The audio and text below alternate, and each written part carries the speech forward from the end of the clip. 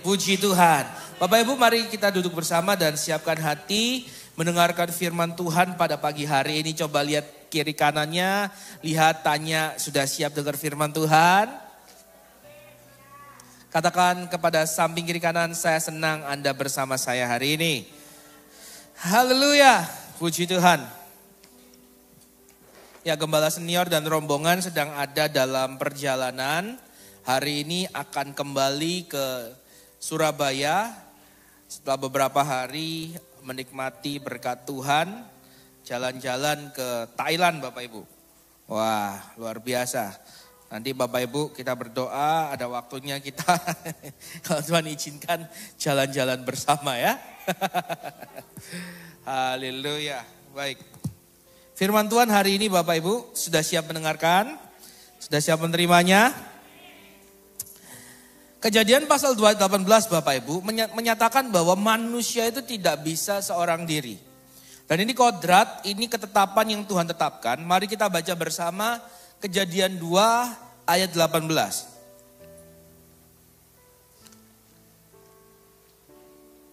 Dua, tiga.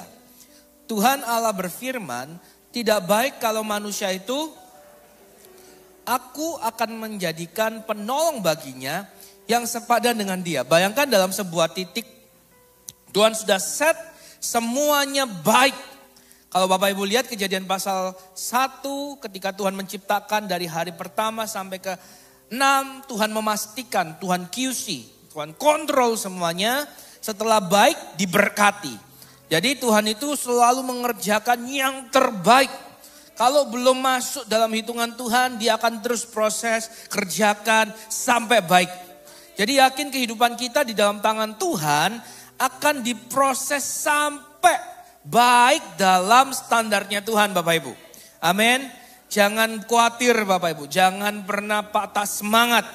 Hari ini kalau kita masih merasa kurang, percayalah berikan diri kita di dalam tangan Tuhan, kendali Tuhan, maka dari hari ke hari kita akan diubah. Dan standar orang Kristen keserupaan dengan siapa? Kristus. Ini prototype, ini grand design yang Tuhan ingin kerjakan untuk kita dibawa kembali kepada rancangan Tuhan. Nah, salah satu yang kita lihat di sini adalah pertama, Tuhan merancang kita nggak pernah menjadi sendiri. Karena kesendirian itu bahaya Bapak Ibu. Keterpisahan dengan Tuhan itu bahaya. Dan dari ayat ini Tuhan sendiri yang menyatakan manusia itu butuh penolong. Manusia, ini bukan sekedar soal single ya Bapak Ibu ya. Udah ada yang siap-siap ambil kuda-kuda? Silakan Bapak Ibu. Kalau Tuhan izinkan nikmati berkat itu ya. Saya tidak melarang. Pak gimana Pak? Saya boleh nggak Pak dengan si dia? Wah. Ya seru Bapak Ibu. Tetapi intinya Tuhan tidak pernah menciptakan kita untuk sendiri. Bahkan yang paling mendasar adalah kita tidak boleh terpisah dengan Tuhan. Tuhan itu sumber kekuatan, sumber penghiburan, sumber pertolongan dalam hidup kita. Amin Bapak Ibu. Kita tidak pernah diciptakan sendiri dan Tuhan menciptakan penolong. Katakan penolong. Ini konsep dasar. Sehingga nanti kita bisa melihat gereja perjanjian baru. Ketika Kristus naik ke sorga, dia gak jadikan mereka yatim piatu. Yesus menjanjikan dan digenapi lewat Pentakosta, yaitu penolong. Yang akan membawa gereja bersama-sama menggenapi misi yang Tuhan berikan sampai pada akhirnya. Penolong yang dimaksud dalam perjanjian baru yaitu Roh Kudus. Saya bawa kita kembali ke kejadian ini. Maka Kejadian pasal 2 ayat 18 menekankan kita tidak bisa sendiri. Jadi ketika kita berkata aku mampu hidup sendiri tanpa orang lain dan terpenting tanpa Tuhan. Maka sebenarnya kita sudah melanggar kodrat penciptaan. Melanggar ketetapan Tuhan. Karena Tuhan tidak pernah mengizinkan kita itu sendiri. Kenapa? Yang pertama, kesendirian itu pintu bagi setan masuk dalam hidup kita Bapak Ibu. Karena itu pastikan walaupun kita sedang seorang diri, kita tidak sendirian. Karena ada roh Tuhan dalam hidup kita. Ada kesadaran diri tentang pribadi Tuhan yang tidak pernah terputus dalam hidup kita. Ia maha hadir dan di dalam kesendirian kita ada Tuhan. Sehingga kita gak boleh merasa sendiri. Ingat Bapak Ibu, kesendirian itu ruang untuk setan masuk. Kalau dalam hidup kita izinkan terus merasa sendiri, nyaman sendiri, gak butuh orang lain, gak butuh Tuhan, sudah pasti setan lebih gampang masuk dalam hidup kita. Dan saya tidak sedang berkhotbah mengenai dampak setan di dalam kehidupan kita, tapi hari ini kita mau sama-sama katakan kita butuh ditolong. Katakan samping kiri kanannya, kita butuh ditolong. Nah, lewat Kejadian 2 ayat 18, Tuhan katakan ia menjadikan penolong yang sepadan. Sepadan di sini Bapak Ibu bukan cocok sama persis. Sepadan di sini adalah keberagaman. Adanya keunikan masing-masing yang bersatu padu, yang bersinergi.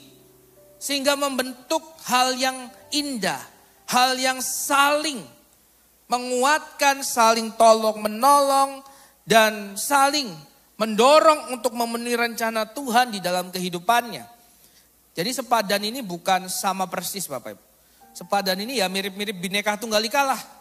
Berbeda-beda tapi bulan depan kita merayakan kemerdekaan Indonesia. Ada banyak acara, lomba, kegiatan-kegiatan sosial yang panitia siapkan. Kita mau sukseskan Bapak Ibu. Amin.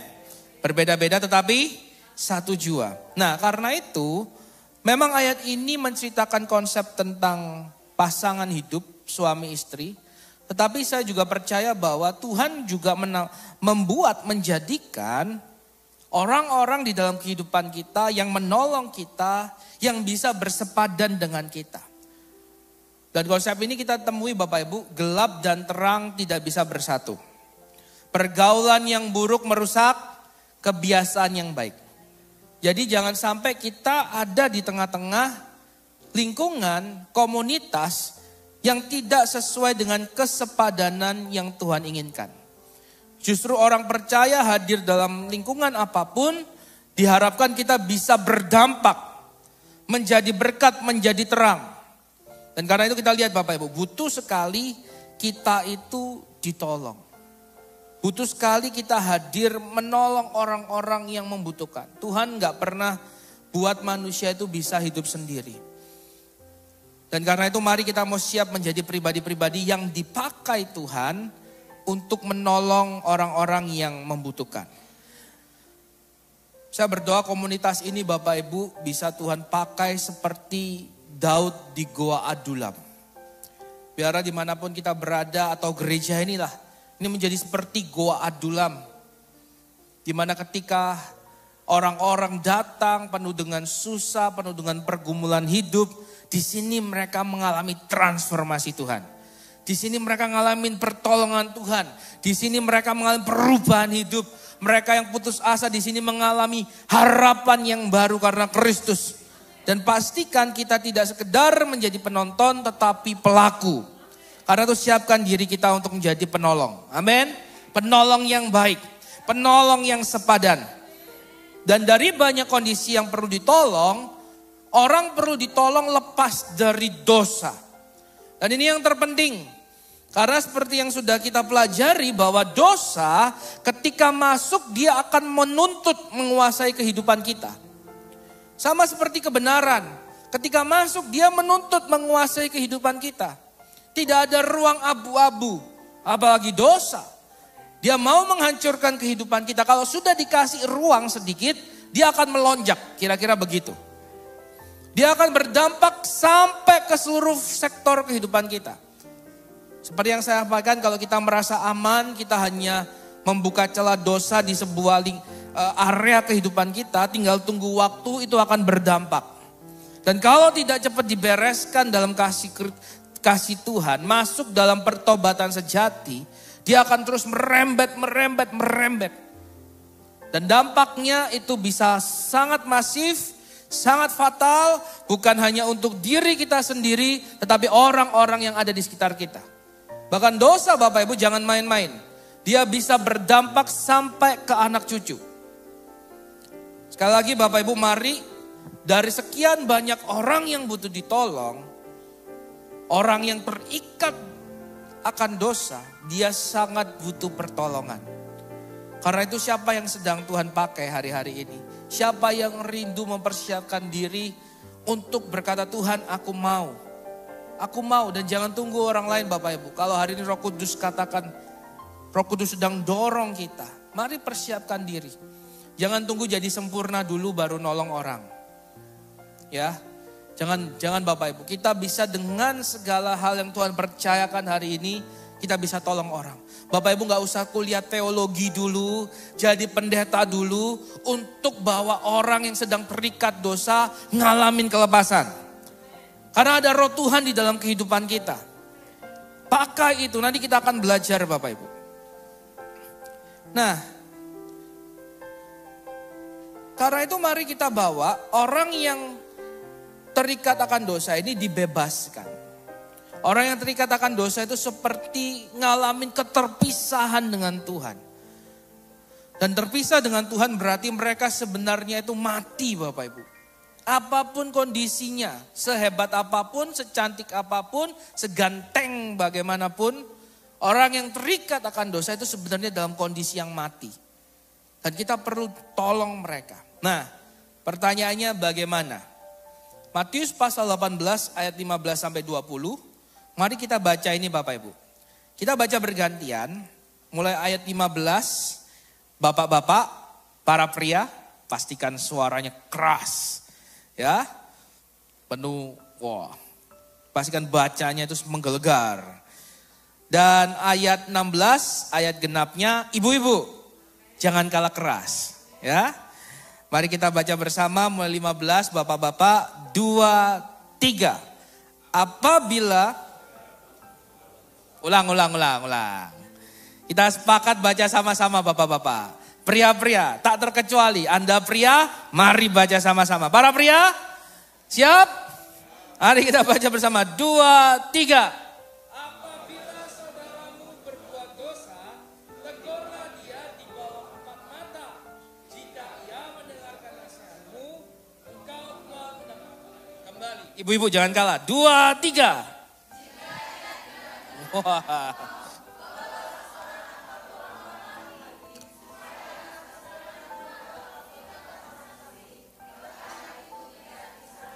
Bapak-bapak, jika ia tidak mau mendengarkan mereka, sampaikanlah soalnya kepada jemaat.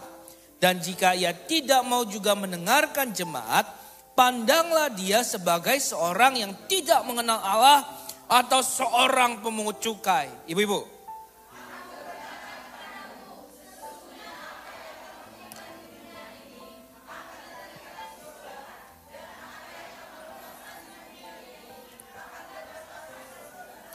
Dan lagi aku berkata kepadamu, jika 2 orang daripadamu di dunia ini sepakat meminta apapun juga, permintaan mereka itu akan dikabulkan oleh Bapakku yang di surga. Kita baca bersama ayat 20, 2, 3. Sebab di mana 2 atau 3 orang berkumpul dalam namaku, di situ aku ada di tengah-tengah mereka. Amin. Yesus sedang mengajarkan bagaimana cara menegur orang. Dan di sini kita akan melihat banyak hal termasuk kuasa yang diberikan. Kalau Tuhan kasih sebuah perintah, kasih sebuah tugas, dia adalah Allah yang baik, dia Tuhan yang baik. Dia gak ngasih sekedar tugas tapi kayak mission impossible. Yang tidak mungkin bisa dilakukan. Kalau Tuhan katakan manusia gak bisa sendiri, dia butuh penolong, butuh berdampingan, butuh hadir dalam satu komunitas. Berarti Tuhan akan kasih kemampuan untuk kita menciptakan komunitas yang baik. Untuk kita menciptakan kesatuan yang baik. Sekali lagi pandangan kita tentang Tuhan harus benar. Kalau Tuhan berkehendak, dia gak sekedar menuntut kehendaknya itu harus terjadi, tapi dia kasih support. Dia kasih cara, dia kasih kuasa supaya apa yang ia kehendaki bisa terjadi. Karena itu Bapak Ibu kita lihat di sini, Tuhan kasih cara untuk kita menegur. Apabila saudaramu berbuat dosa, lihat sudah jelas ya. Apabila ada saudaramu, saudara di sini bukan sekedar keluarga, tetapi juga orang-orang Kristen, saudara seiman kita, itu yang khusus dari kata saudara di sini. Tuhan gak mau kita menjadi pribadi yang acuh tak acuh. Ada sebuah studi banding antara gereja kecil dengan gereja besar Bapak Ibu. Dikatakan gini, wah gereja kecil lebih enak karena kecil gitu masih bisa saling kenal, tegur sapa. Ya Bapak Ibu, tapi kalau sudah gereja besar kadang gak kenal satu sama yang lain. Tapi kalau kita pelajari lebih dalam, ternyata juga enggak serta-merta seperti itu. Gereja-gereja besar hari ini punya strateginya sendiri untuk tetap bisa menciptakan kekeluargaan di tengah mereka. Nah ini penting Bapak Ibu. Kalau yang besar aja dengan kesulitannya mereka mengutamakan hal itu, berarti kita yang masih dalam jumlah yang mungkin bisa dikatakan cukup, sedang atau kecil ini, kita harus bisa lebih peduli. Katakan peduli. Karena kalau yang segini aja kita nggak peduli, gimana Tuhan limpahkan yang besar? Kalau dengan orang satu rumah aja kita nggak peduli Bapak Ibu, gimana kita bisa peduli dengan orang di luar rumah kita? Kan konsepnya seperti itu. Engkau dipercayakan yang kecil, setialah, maka yang besar akan dipercayakan. Nggak mungkin kita dipercayakan besar kalau nggak setia akan perkara kecil. Nah Tuhan bilang, kalau saudara kita sedang berbuat dosa, tegur. Tegur ini pakai kata yang memang bisa dikatakan keras, rebuke. Tegur. Benar-benar sadarkan dia. Celikkan matanya. Jadi orang yang berdosa itu seperti kayak tertidur. Bapak Ibu harus benar-benar buat dia terbangun. Karena ada kondisi bahaya yang dia tidak mengerti. Dia harus disadarkan, dia harus dibangunkan. Dan pastikan dasarnya harus benar. Apa dasarnya? Ayat ini terus berkata seperti ini. Pertama 4 mata. Jika ia mendengarkan nasihatmu, engkau telah mendapatnya kembali. Kata mendapatnya kembali ini saya ingin tekankan dalam bagian awal. Karena ini yang mendasari. Tuhan suruh kita tegur Bapak Ibu. Tetapi pastikan dasarnya adalah kasih. Pastikan dasarnya kasih. Saya sedang tidak berkata bagaimana cara menegur harus seperti apa. Selembut apa, sesopan apa, segentle apa, semanusiawi apa. Saya sedang tidak bahas di situ.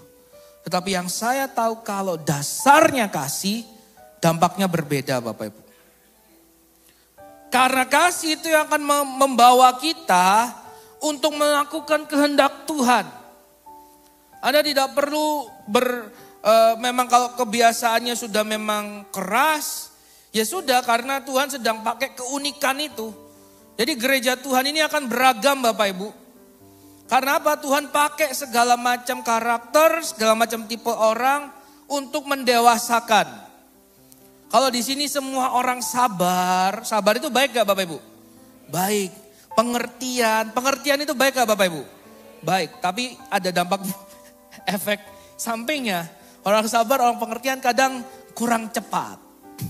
Ya, progresnya lambat.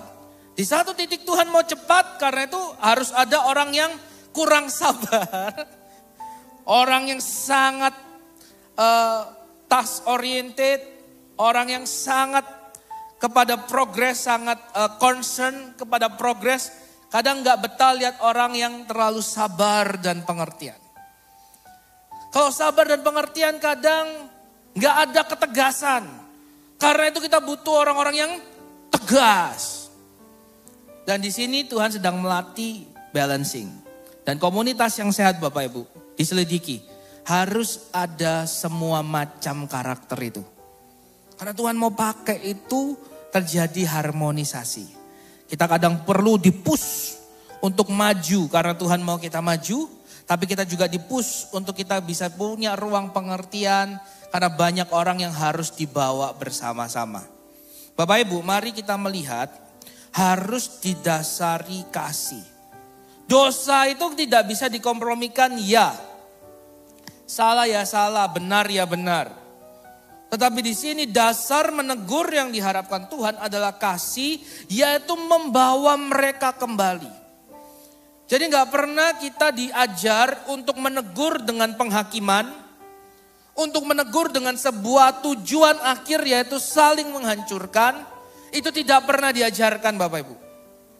Selalu yang Tuhan harapkan, ketika kita melihat orang yang bersalah, berdosa, apalagi itu termasuk kumpulan yang dikatakan saudaramu, maka sudut pandang kita harus didasari kasih, menegur mereka dengan kasih, membawa mereka kembali. Bangunkan mereka, bawa kembali Bapak. Bangunkan mereka, bawa kembali. Ini harus dasarnya.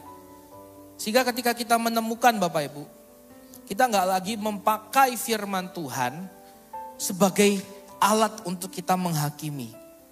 Kita nggak memakai lagi firman Tuhan sebagai alat untuk kita ingin melegalkan hukuman Tuhan terjadi atas orang itu. Nanti kita akan pelajari lebih lanjut. Dasarnya harus apa Bapak Ibu? Kasih. Karena itu gak mungkin tanpa Roh Kudus. Gak mungkin Bapak Ibu. Buah roh yang pertama, kasih. Kasih itu diproduce oleh Roh Kudus. Karena itu kita mau Bapak Ibu, biarkan Roh Kudus lebih bekerja di dalam kehidupan kita. Sehingga banyak orang yang bisa kita bawa kepada Tuhan. Sekali lagi saya rindu di tempat ini menjadi tempat transformasi. Dan kita harus sama-sama lihat dasar untuk kita membawa kembali orang kepada jalan kebenaran itu haruslah kasih. Dasar kita menegur kasih. Pak gimana kalau nggak bisa? Ayat 16. Jika ia tidak mendengarkan engkau secara empat mata, bawalah seorang atau dua orang lagi supaya atas keterangan dua atau tiga orang saksi perkara itu tidak disangsikan. Jadi kalau secara empat mata dibilangin gak bisa, bawa beberapa, satu dua orang. Supaya dengan nasihatnya, dengan kesaksiannya, maka orang ini punya kesempatan untuk dibawa kembali. Dasarnya tidak pernah berubah, dibawa kembali kepada kebenaran. Pak kalau nggak bisa gimana? Ayat 17. Jika ia tidak mau mendengarkan mereka, sampaikanlah soalnya kepada jemaat. Dan jika ia tidak mau juga mendengarkan jemaat, pandanglah dia sebagai seorang yang tidak mengenal Allah atau seorang pemungut cukai. Empat mata nggak bisa, satu dua orang menjadi saksi nggak bisa mendengarkan, baru minta pandangan jemaat. Tapi kalau juga nggak bisa didengarkan, barulah kita Bapak Ibu dikatakan pandang orang itu sebagai orang yang tidak mengenal Allah.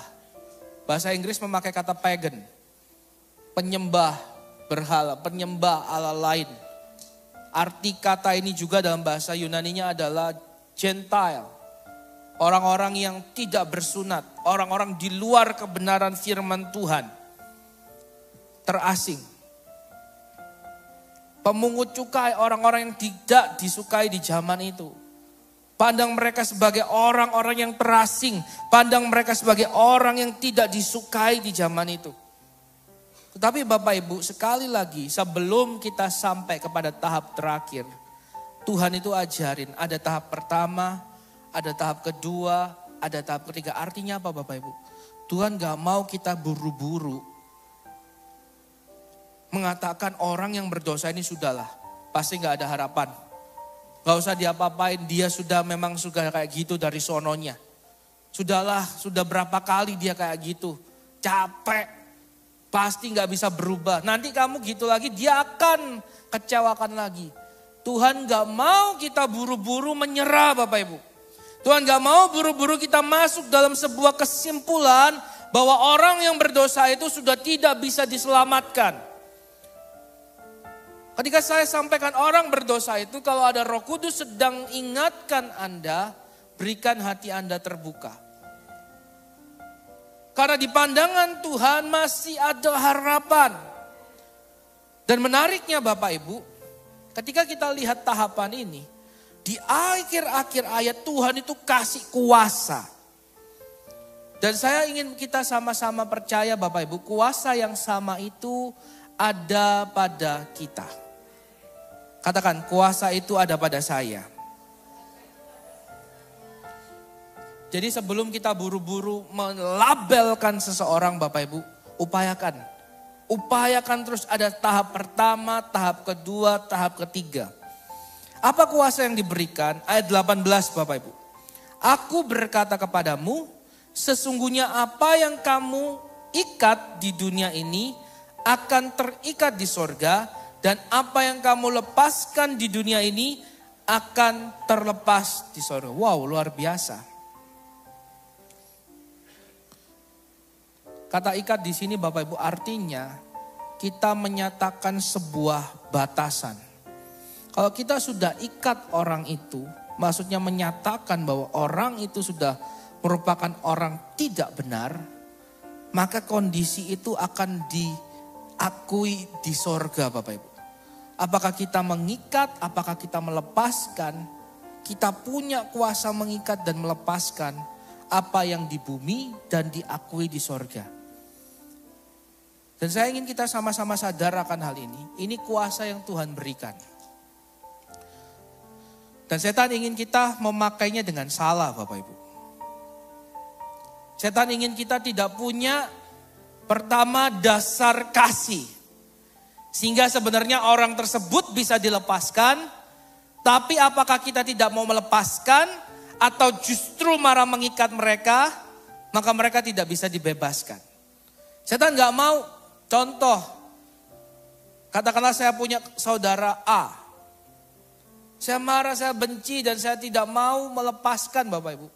Karena memang mungkin kesalahannya dia melakukan sesuatu. Dan karena saya yang kenal si A, saya orang benar, Tuhan berikan saya kuasa memikat dan melepaskan. Setan mau menguasai pikiran saya untuk tidak melepaskan. Untuk tidak bertarung dalam doa, dalam permohonan, tidak bertarung di alam roh supaya dia bebas. Setan mau saya dikuasai amarah, kepahitan untuk bukan berdoa kelepasan tapi justru berdoanya sungut-sungut. Atau berdoanya pingin dia lebih lagi berat ngalamin beban. Pingin doanya lebih baik kalau bisa hancur sehancur-hancurnya. Setan mau kita gak ngerti atau gak menggunakan kuasa yang Tuhan berikan ini. Padahal Bapak Ibu kuasa ini kalau kita gunakan, wow dahsyat. Dahsyat Bapak Ibu. Bapak Ibu bisa melihat orang akan mengalami perubahan paradigma, perubahan kehidupan, berbalik dari jalan yang jahat kepada kebenaran. Karena kuasa ini kita gunakan dengan baik. Dan Tuhan mau Bapak Ibu kita punya cara seperti dia memandang. Tuhan mau kita punya cara seperti Yesus yang mengatakan kalau ada satu domba yang hilang, dia mau cari untuk mendapatkan dan membawanya pulang. Dan bagi orang yang mau dan melakukan hal itu dikatakan sukacita besar itu terjadi. Bukan hanya di sorga. Tapi dalam kehidupan orang yang mencari, menemukan dan membawa kembali pulang, itu akan mendapatkan sukacita yang besar. Nah setan mau hancurkan ini. Setan gak mau kita ngalamin itu, setan gak mau kita punya dan pakai kuasa itu, sehingga kita gak akan melihat orang itu terbebaskan. Ini yang setan mau. Tapi mari Bapak Ibu firman ini, jangan sekedar kita mengerti, tapi kita mau gunakan.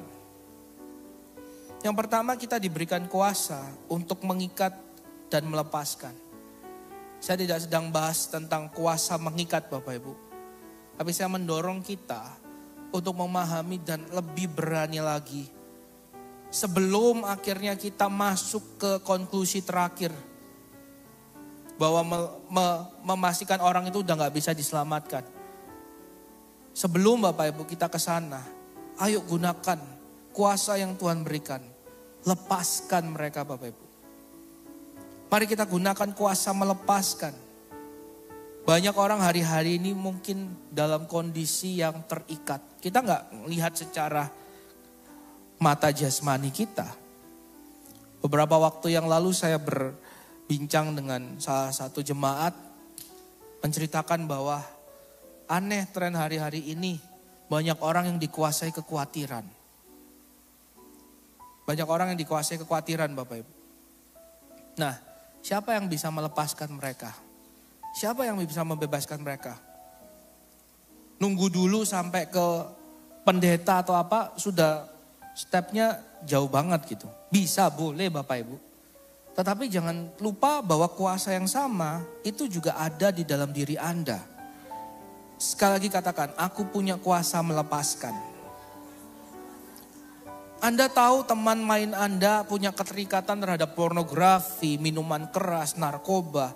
Siapa yang lepasin mereka? Dan kalau Anda percaya kuasa pelepasan itu ada di dalam hidup Anda, dengan yakin gunakan itu.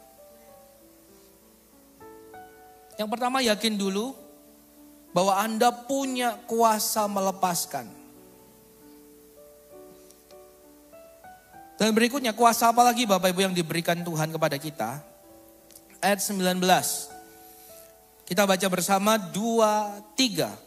Dan lagi aku berkata kepadamu, jika 2 orang daripadamu di dunia ini apa? Sepakat meminta apapun juga, permintaan mereka itu akan dikabulkan oleh Bapakku yang di sorga. Ayat 20 kita baca bersama. 2-3.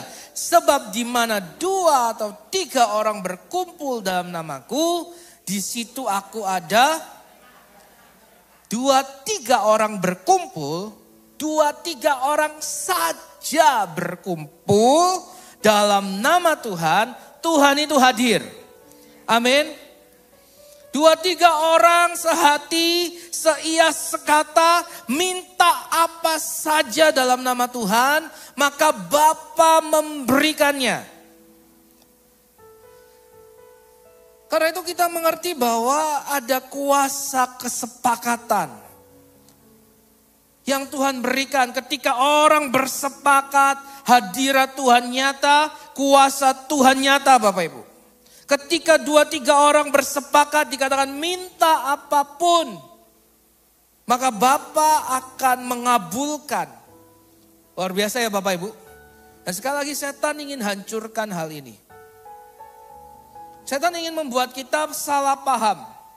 Setan ingin membuat kesatuan, keutuhan kita hancur berkeping-keping. Supaya apa? Kita gak bisa klaim kuasanya. Kita gak bisa gunakan kuasanya. Karena setan tahu ketika 2-3 orang berkumpul dalam nama Tuhan, hadirat Tuhan nyata dan setan akan kalah Bapak Ibu.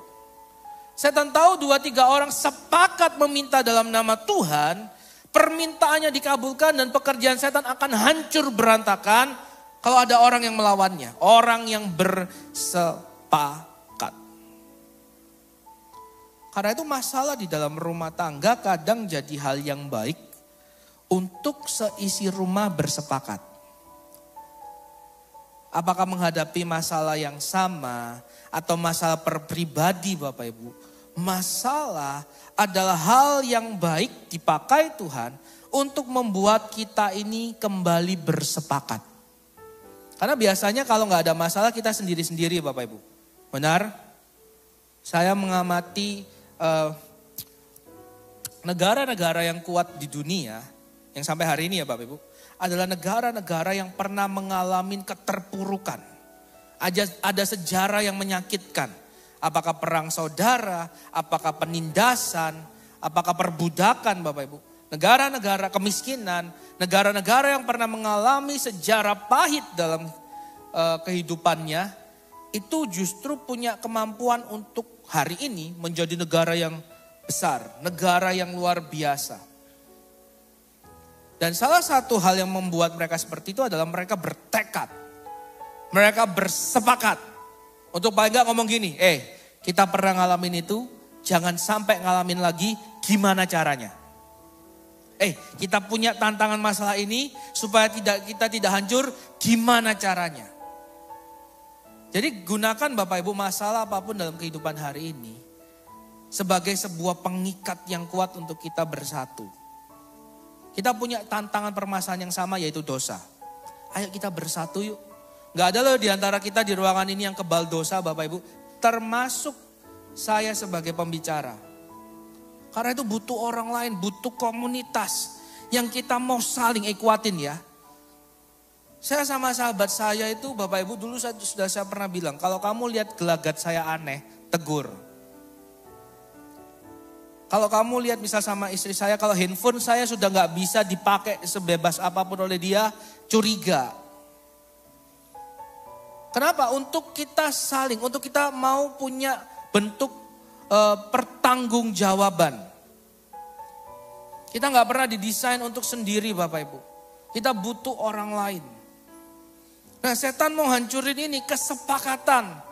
Setan mau hancurin kesatuan karena setan tahu di mana ada kesatuan, di mana ada kesepakatan, ada hadirat dan kuasa Tuhan dinyatakan. Dan itu berdampak buruk pada kerajaan setan. Makanya hari ini Bapak Ibu, kalau kita sedang dalam kondisi yang tidak sepakat, ayo kita mau minta Tuhan tolong supaya terjadi kesatuan, kesepakatan.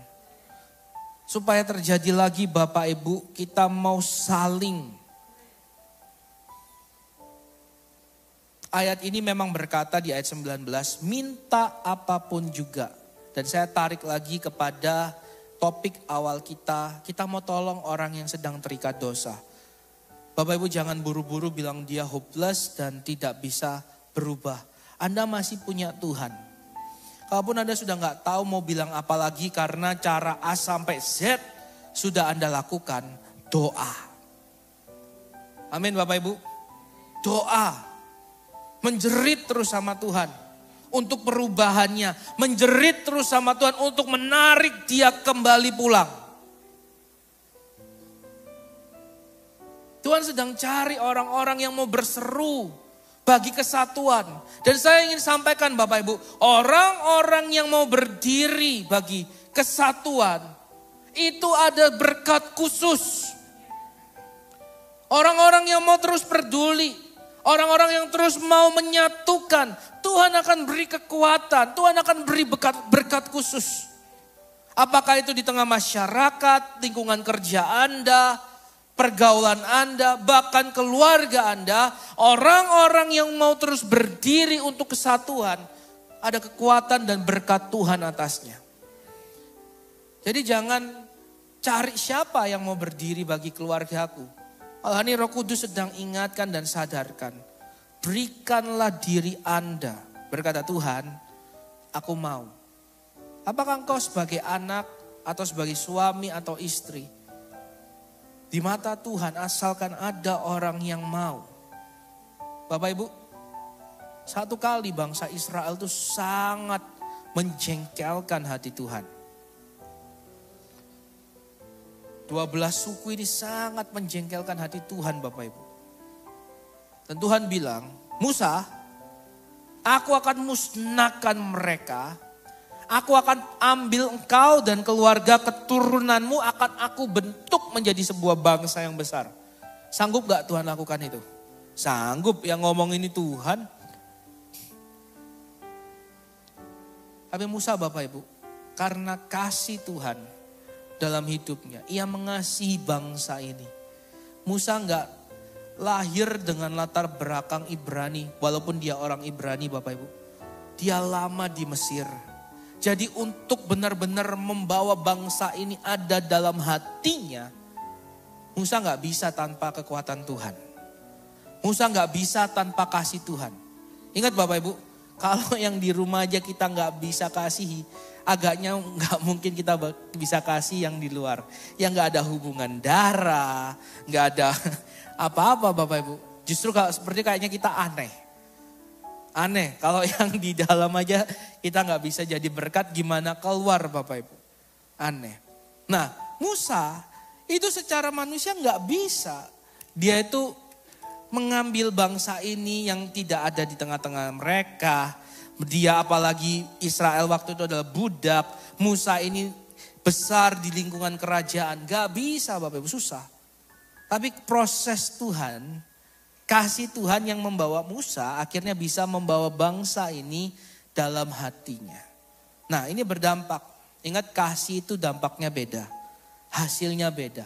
Musa ini bolak-balik marah sama bangsa ini. Musa ini bolak-balik negur bangsa ini. Tapi ketika Tuhan bilang, Musa mereka udah keterlaluan.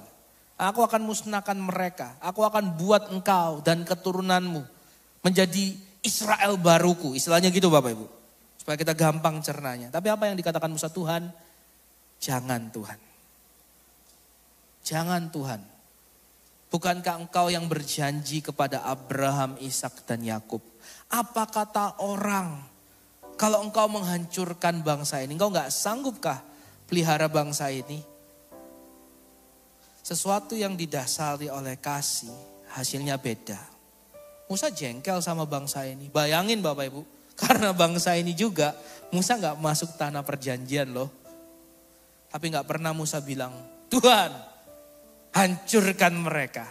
Karena dia gak bisa masuk tanah perjanjian. Karena sudah dia juga salah respon sama bangsa ini. Tapi dia gak pernah mau menghancurkan bangsa ini Bapak Ibu. Karena apa? Kasih. Dan tahukah Bapak Ibu, Musa mendapatkan posisi yang tinggi di tengah masyarakat Ibrani sampai hari ini. Bahkan nanti Bapak Ibu, Tuhan simpan. Di akhir zaman nanti, Roh Musa dan Elia akan kembali sebagai penggenapan firman Tuhan di akhir zaman Bapak Ibu.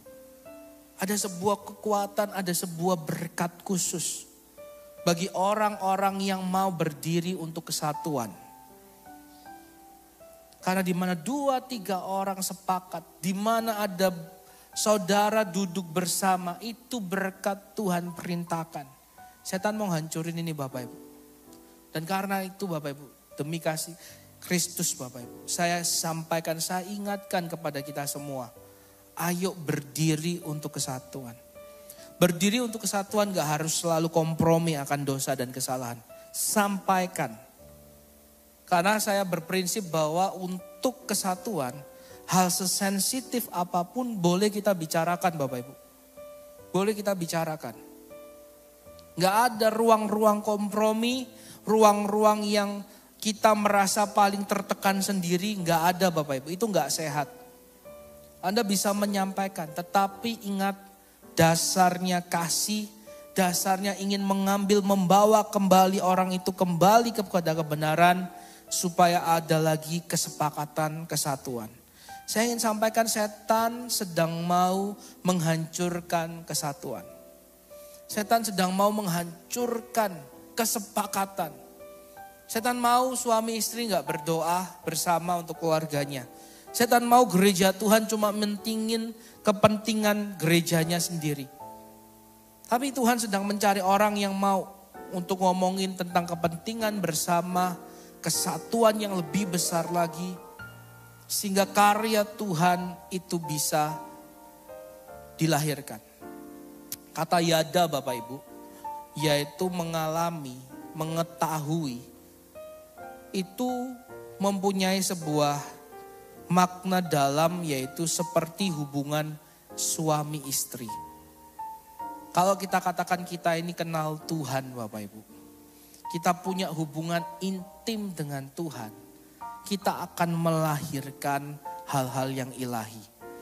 Karena itu kenalilah Tuhan kita. Hari ini Tuhan mau kita saling menolong. Hari ini Tuhan mau kita menggunakan kuasa kesepakatan. Kuasa mengikat dan melepaskan. Mari kita mau pakai cara Tuhan melihat, cara Tuhan bertindak, membawa jiwa-jiwa itu kembali kepadanya.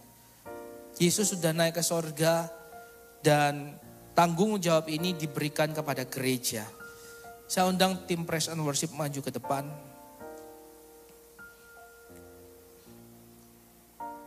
Lukas pasal 15 ayat 7 berkata, Aku berkata kepadamu, demikian juga akan ada sukacita di sorga karena satu orang berdosa yang bertobat. lebih daripada sukacita karena 99 orang benar yang tidak memerlukan pertobatan. Siapa hari ini yang sedang diingatkan bahwa mereka butuh dilepaskan? Ayo doa. Kalau Bapak Ibu sudah merasa melakukan segala hal, tegur halus sudah, tegur kasar sudah, cara yang baik mengayomi sudah, cara yang mendisiplin sudah, tapi kok kayaknya enggak berubah-berubah. Lalu sudah mulai capek, lalu sudah masuk dalam tahap pembiaran. Nah ini sudah, hati-hati Bapak Ibu, jangan. Kita mau lagi dengar firman Tuhan ini supaya kembali kita semangat untuk berupaya membawa mereka kembali. Jangan dibiarin tapi doakan. Karena kita punya kuasa, yaitu kuasa mengikat dan melepaskan. Kita punya kuasa kesepakatan, dikatakan 2-3 orang sepakat, minta apapun. Termasuk kebebasan, perubahan hidup, orang yang sedang kita doakan tadi, jangan menyerah. Saya adalah bukti nyata dari doa orang tua saya untuk ngalamin perubahan hidup. Mungkin Bapak Ibu sudah sering dengar di mana saya pernah ngalamin hal yang paling terpuruk dalam kehidupan saya di masa-masa perkuliahan. Kayak gak punya arah masa depan. Waktu itu saya gak tahu, tapi hari ini karena saya sudah belajar, saya baru tahu bahwa proses itu adalah waktu saya ngalamin itu adalah saya sedang depresi. Hari ini saya baru tahu itu termasuk ciri-ciri depresi. Karena itu saya sekarang kalau kemana-mana, terutama pelayanan generasi, pelayanan anak muda, saya bilang, titip ya, depresi itu is a silent killer. Merasa sendiri, merasa hopeless, merasa gak ada masa depan, gak ada jalan keluar, itu silent killer. Kenapa? Karena kita merasa gak ada pertolongan. Tapi ayo titip kalau ada teman-temanmu yang seperti itu, temani dia. Saya waktu itu butuh ditemani Bapak Ibu. Saya punya masalah gak dibantu seketika masalah saya selesai. Enggak, saya cuma butuh ditemani, diajak ngobrol, didengarkan lagi firman Tuhan. Timbul harapan, saya bisa menyelesaikan masalah saya. Ya ada support system, harus ada Bapak Ibu. Kita perlu punya support system dalam hidup ini. Nah Tuhan sediakan nih. Keluarga Allah, komunitas ilahi, Komsel. Itu bisa jadi support system. Karena itu saya berharap Komsel benar-benar jadi support system. Keluarga Allah benar-benar jadi support system. Jangan ada gosip di sana, jangan ada saling menjelekan di sana, no. Karena nanti kita juga yang butuh, jangan rusak support system kita sendiri. Jangan rusak rumah kita sendiri. Dan saya butuh ditolong dan karena saya pernah ngalamin itu, ya saya akhirnya mengerti hari ini kenapa Tuhan kayak titipkan saya pribadi-pribadi tertentu. Yang perlu mengalami pertolongan Tuhan dan kalau itu bisa Tuhan lakukan dalam hidup saya sangat bersyukur, saya sangat senang. Jadi masalah itu salah satu yang Tuhan pakai untuk kita sepakat, untuk kita tumbuh menjadi lebih kuat. Jadi jangan bilang berdoa, Tuhan aku gak mau punya masalah lagi. No, berarti kita gak mau bertumbuh. Tapi kalau Tuhan izinkan kita ngalamin permasalahan, Tuhan sedang mau kita bertumbuh Bapak Ibu. Mindset kita harus berubah, mindset kita harus kita arahkan kepada kebenaran firman Tuhan. Jadi setiap kita butuh ditolong, setiap kita akan sangat bersyukur kalau dalam masalah, tantangan, persoalan, apalagi keterikatan, ada orang-orang yang Tuhan pakai untuk menolong kita, mendampingi kita, menanyakan kabar kita. Karena itu mari, jangan tunggu orang lain, tapi juga siapkan diri kita untuk menjadi penolong-penolong itu. Karena itu langkah praktisnya Bapak Ibu, setelah kita yakin, maka gunakanlah kuasa yang Tuhan berikan pada kita.